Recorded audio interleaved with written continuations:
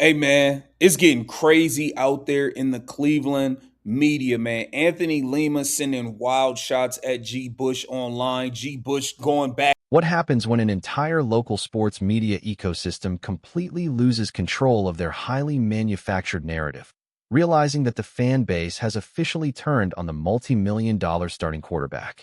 We are currently witnessing an absolute, undeniable meltdown within the Cleveland Browns press corps. For months, the local media desperately tried to suppress the Shedeur Sanders hype train, actively demanding that fans blindly support the incredibly flawed, regressing veteran.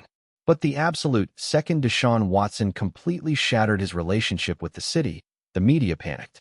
They are now actively attacking the fans, furiously backpedaling on their predictions, and desperately trying to control the massive fallout. You are locked into NFL Zone Talks, the absolute, undisputed authority. You're probably right about that. But I think anybody on the outside is like, yeah, just probably that chance is going to come week 3. Because let me ask you this. Is the weather going to be clear for Jacksonville? Is the weather going to be clear for Tampa? They storms every day at some point in Tampa. It's going to be hot, right? I mean, okay. It's just Well, going he's to be from hot Georgia. and humid, yeah. But, you know. On the raw, unvarnished truth behind the biggest cover-ups, positional battles, and locker room dynamics shaping the league. Make sure you absolutely smash that subscribe button, hit the like, and let's dive directly into the highly explosive reality of the Cleveland media meltdown.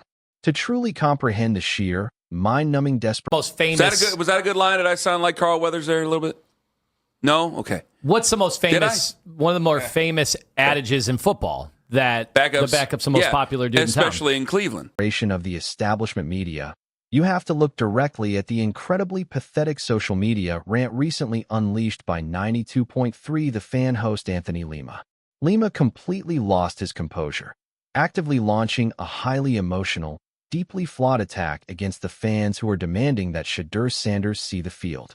Lima aggressively claimed that Sanders supporters lack media literacy, and he even resorted to bizarre, childish insults, claiming that Sanders needs to do week 1 against the Jags.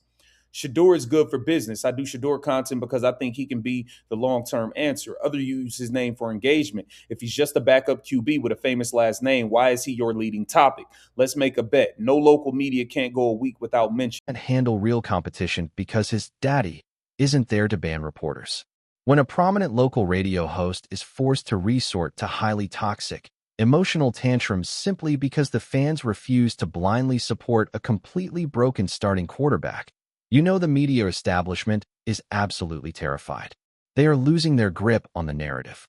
But Lima's highly Browns fan who can't stand the circus, can't stand the craziness, can't stand that, Shedeur Sanders, who was the Browns' 5th-round pick, has a sea of fans who are so ardent and so strong-willed for him and will attack online anybody who dare say anything negative about him. That changed on Saturday.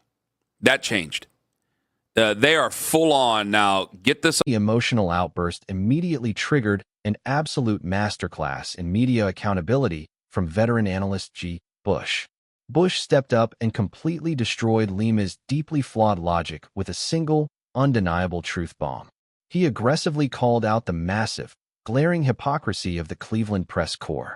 Bush explicitly stated, reporters, now that he lost his first ever real QB competition, they don't even want us talking about him.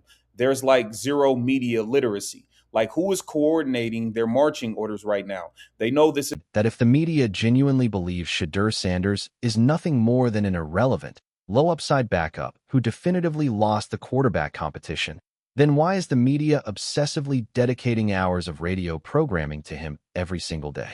Bush exposed the brutal reality. The establishment media actively uses Sanders' massive popularity for daily engagement and ratings, while simultaneously attempting to completely bury him on the actual depth chart. It is pure, unadulterated exploitation. And the undeniable reality of that massive popularity was completely validated during a highly revealing on-air conversation between Ken Carman and Anthony Lima.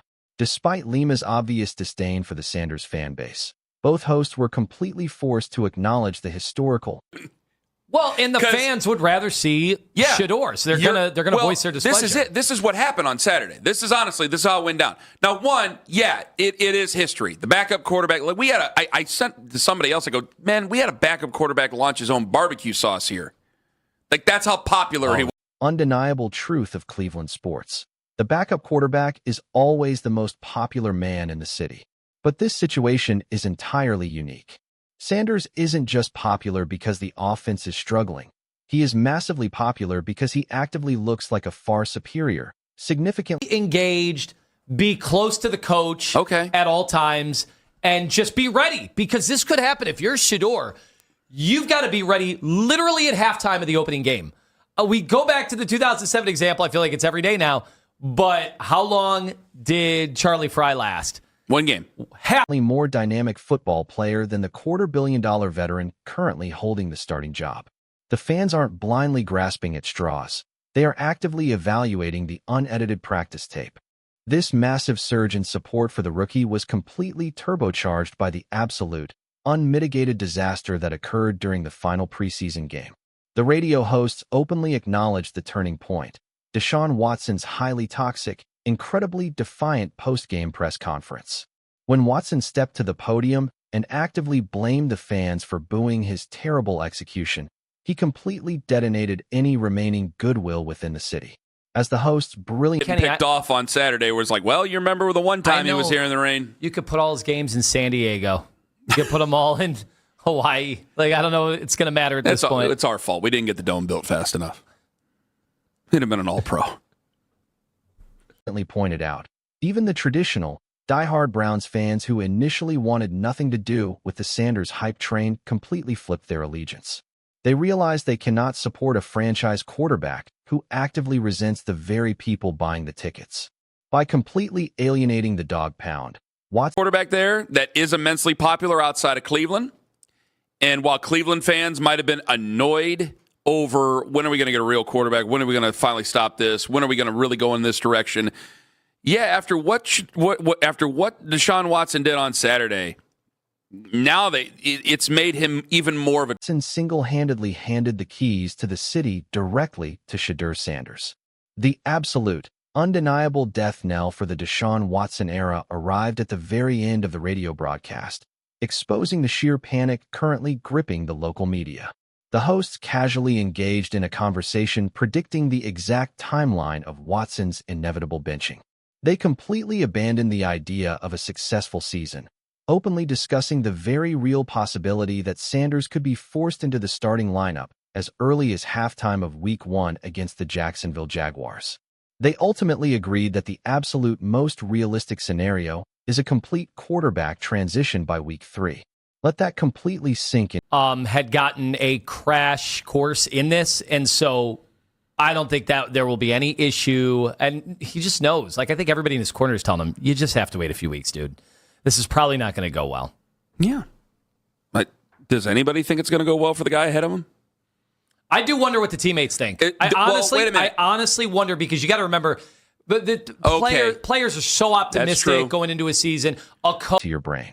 The very same media members who desperately spent the offseason trying to protect Watson's starting job are now actively preparing the fan base for his permanent benching before the end of September. The narrative has completely, violently collapsed.